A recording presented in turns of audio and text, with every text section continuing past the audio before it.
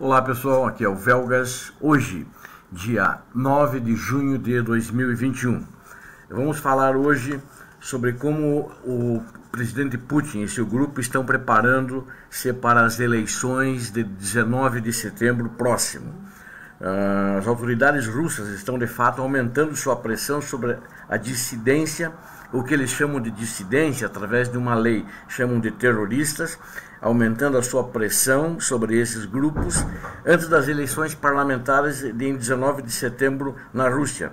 Eles estão simplesmente prendendo a oposição. Essa é a democracia russa. Antes da gente relatar como a coisa está acontecendo, que é muito importante no jogo geopolítico mundial, e ainda mais pelo fato do presidente Biden ter uma reunião que quer abordar os direitos humanos com o presidente Putin no dia 16, na próxima semana. Não esqueçam de inscrever-se no canal, compartilhem com suas redes sociais, deem seu like e façam seus comentários. As autoridades russas estão reprimindo toda a dissidência antes da eleição parlamentar, prendendo todo mundo, ou seja, todos os que são oponentes ou que pertencem a algum partido de oposição estão sendo presos de acordo com a determinação de uma lei que o Putin assinou na semana passada, chamando de terroristas, pessoas que não têm o consenso em torno dos candidatos do presidente Putin. E com isso aumentam a pressão, né? Eles prenderam, por exemplo, na semana passada, Andrei Pivovarov, que é um líder do movimento Rússia Aberta, em inglês é Open Russia, esse partido foi dissolvido na semana passada e a polícia russa invadiu várias casas à procura dos principais dirigentes desse partido. Mas o Pivovarov foi preso quando viajava no aeroporto em São Petersburgo, num voo que ia para a cidade de Varsóvia, na Polônia, e não foi permitido que ele saísse.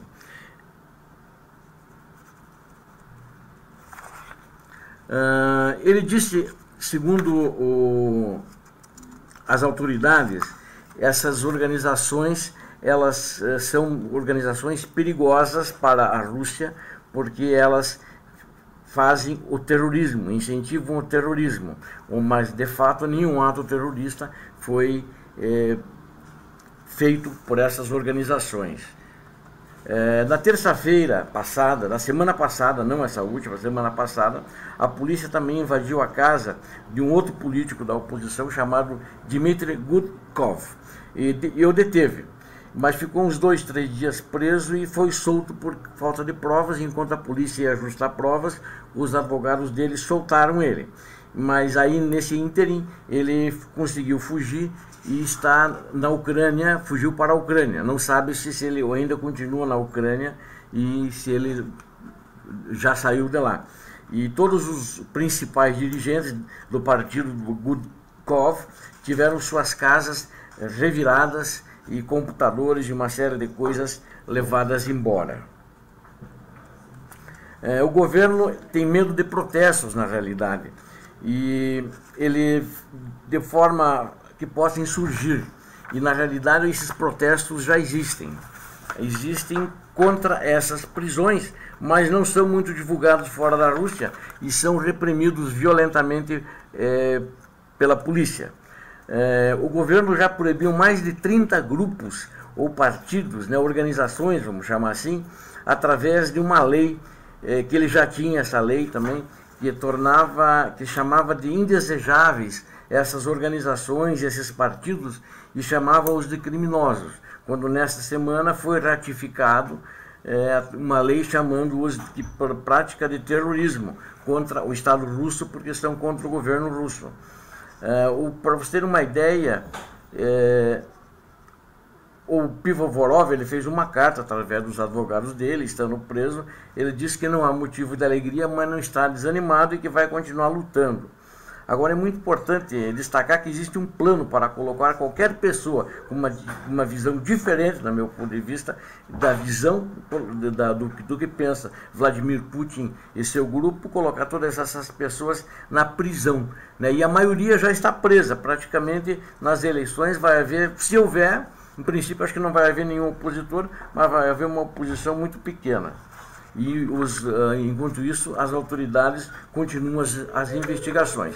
A Anistia Internacional condenou a prisão de Pivovarov e exigiu sua imediata libertação, mas o governo russo nada fez, fez de surdo, né? Na minha opinião, esse é um movimento muito audacioso do Kremlin, agora às vésperas da reunião com o presidente Biden, que quer discutir sobre os direitos humanos, né? As autoridades russas, no meu ponto de vista, deveriam acabar com essas represálias, mas como tem eleição em setembro, ele não quer oposição.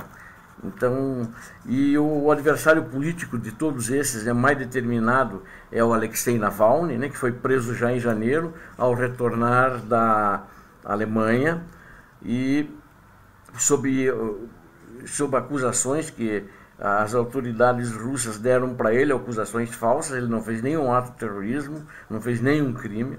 Ele foi condenado a 2 anos e meio de prisão em fevereiro, por violar termos de uma sentença suspensa decorrente de uma condenação por peculato de 2014 que ele denunciou como politicamente motivado.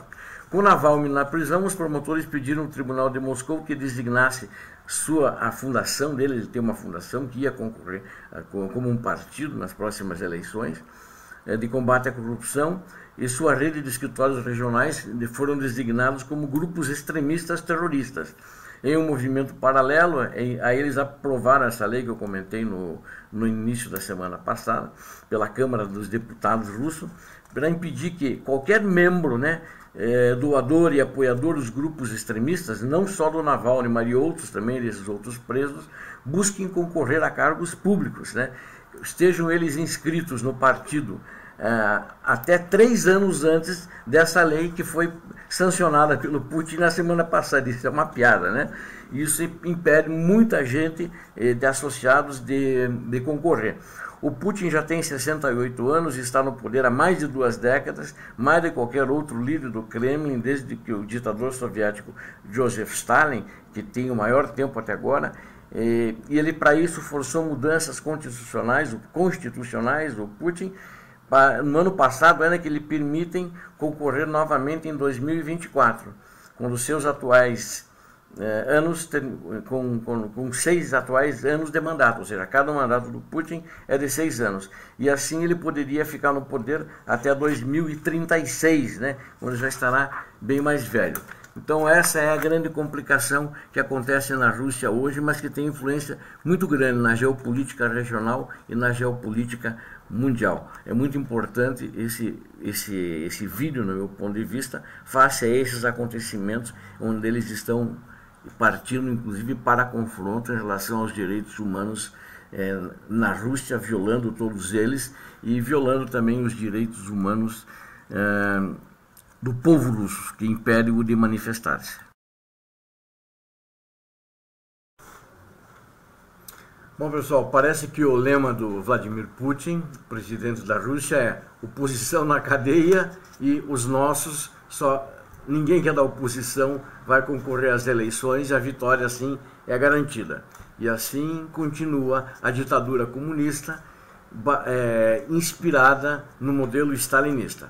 Eu quero ainda mostrar para vocês o seguinte: existe um magnata, ou ex-magnata russo, que fazia parte do círculo do Putin, chamado Mikhail Khodorkovsky. E esse Mikhail Khodorkovsky era dono da Yukos. Yukos era uma grande empresa petrolífera, inclusive tinha pós de gasolina, abastecia, além de refinar petróleo, ele abastecia veículos, né? Vendia gasolina, óleo, etc. Ele resolveu fundar um partido há muitos anos atrás, e para concorrer também, o que o Putin fez? Tirou todos os bens dele, né, na Rússia, e o que ele fez? Prendeu ele. Ele ficou preso por 10 anos. Quando ele foi solto, ele foi embora e hoje mora exilado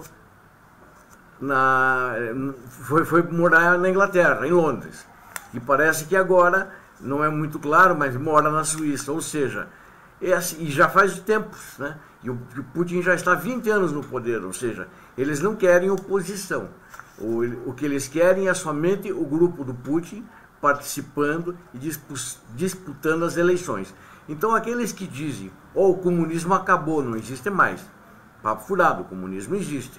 Está aí, a prova é a Rússia e a prova é a China também, apenas a China como parênteses. Ou seja, existe, está forte, continua sendo opressor, assassino se precisar, né? Como tem provocado mortes em guerras provocadas pelo Putin aí, regionalmente, na Síria e em outros lugares. Ou seja, o comunismo existe. A Rússia é um exemplo claro e ele deu um sinal claro em todos os seus atos que eu já divulguei nos meus últimos vídeos para essa reunião com o Biden, de que não vai ser fácil, que ele não vai ceder em nada e vai continuar usando essas táticas, essas estratégias stalinistas durante todo o mandato dele e toda a gestão dele. E provavelmente, quando ele deixar em 2036 o poder, outra pessoa com a mesma índole, com as mesmas estratégias e práticas, vai dar sequência a esse legado, as mesmas técnicas. Obrigado a todos, vocês que são inscritos no canal, que assistiram ao vídeo. Quem não é inscrito, por favor, inscreva-se no canal, dê o seu like, compartilhe com suas redes sociais, façam seus comentários. Obrigado a todos, Deus abençoe a todos, paz e bem.